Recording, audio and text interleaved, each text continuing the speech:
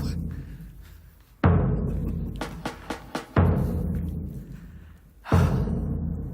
And your name is? Paul Chuckle. Your occupation? A comedian. Chosen charity? Marie Curie. And your chosen subject? Is English football clubs. English football clubs in the 2018-19 season. Here we go. In July 2019, Chelsea appointed which of their former players as their new manager? Lampard. Yep.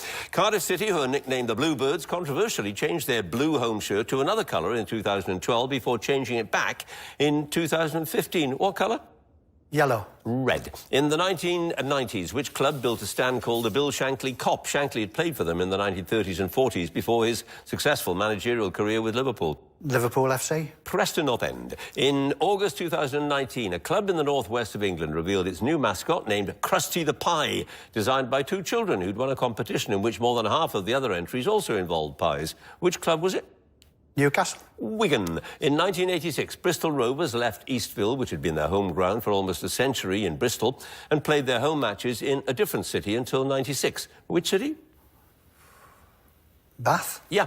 Which club is nicknamed the Imps in reference to a local legend about an imp who caused trouble in the city's cathedral and was turned to stone? Lincoln City. Yep. In 1997, Derby County moved to Pride Park after 102 years at their previous home, which was named after an American sport introduced to the area by the local businessman who owned the ground. What was the ground's name? Baseball ground. Yeah. Which club is said to have been founded at the Blue Boar pub in 1906 by a group that included the pub's landlord, Oliver Trigg? Pass. The Bolton Wanderers mascot, Lofty the Lion, is named after a former player who spent his entire career at the club and was known as the Lion of Vienna after his performance for England against Austria in 1952. Which player? Nat Lofthouse. Nat Lofthouse is correct. You had one pass, Paul.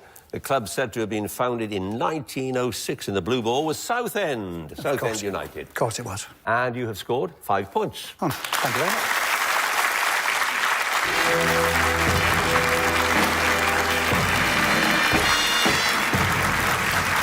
The end of that first round. Let's have a look at all the scores. In third place with 5 points apiece, Paul and Jeff. Second place with 6 points, Levi. First place, 8 points, Amanda.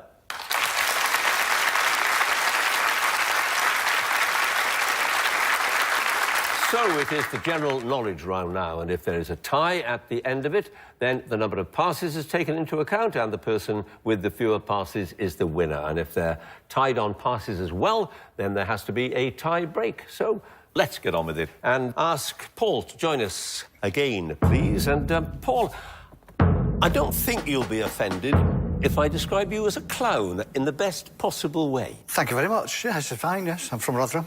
Because, well, I wasn't thinking of that so much as the fact that you've been immensely successful doing that kind of slapstick, clownish humour that doesn't hurt anybody but is just funny to watch. Yes, it's family entertainment. It's kids to grandpas. They can all laugh at it. They have done since the Roman days, you know. You see an old lady walk out of a shop and fall, legs in the air, flat on the back. First thing you do is go, and then you go and help them. But you do.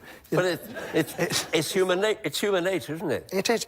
Do you take exactly the same approach to children as you would to an adult audience? Yeah, exactly. There's nothing worse than, to me, not to you, but to me, playing down to kids, because they get enough of that at school, you know, teachers talking, telling them what this and that.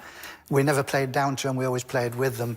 What do you make of modern humour? When I say modern humour, I suppose I mean stand-up, really, modern stand-up. Yeah, there's a lot of them that are very, very funny. There's one very close to us at the moment, you know. Right. Now, you've got 5 points on the score at the moment. This is anybody's game, though, because we've now got 2 minutes of general knowledge. Here we go. Vienna is the capital of which European country? Austria. Yep. Which 1977 single by ABBA provided both the title and the theme song for a fictitious television chat show hosted by Alan Partridge? Waterloo. Knowing me, knowing you. What highly seasoned hard sausage that originated in Italy and is typically eaten in thin slices has a name derived from the Latin for salt? Salami. Yep. At the 1976 Olympic Games, which Romanian gymnast was the first to gain a perfect score of 10, which she achieved on the bars and the beam? She won 3 Olympic gold medals that year. Nadia Comaneci. Yep. The highest prize awarded at the Cannes Film Festival is considered one of the most prestigious awards in the industry. What's the name of the award? Pass. What's the first name of the eldest grandchild of the Queen and the Duke of Edinburgh? George. Peter. The belted Galloway, whose predominantly black or brown coat features a distinctive white band around the middle of the body, is a breed of which farm animal? Cow. Yep. What was the stage name of the American dancer and actress born Virginia Catherine McMath? The cartoonist Bob Thaves said of her, she did everything Fred Astaire did, but she did it backwards and in high heels. Ginger Rogers. Yes. A large chain of coffee shops is named after the first mate in the novel Moby Dick. What's his name? Kenko. Starbuck. A British singer became the first person to have a UK #1 single with a James Bond theme when he topped the chart in 2015 with the song Writings on the Wall from the film Spectre. What's the singer's name? Pass. Which television soap, first shown in 1995 and set in a fictional suburb of Chester, was devised by the creator of Brookside and Grange Hill, Phil Redmond? Pass. Which of the 5 boroughs of New York City is named after the Dutch legislator, the States General? Brooklyn. Staten Island. In the final ballot for the leadership of the Conservative Party in 2019, the 2 candidates were Boris Johnson and which other politician? Pass.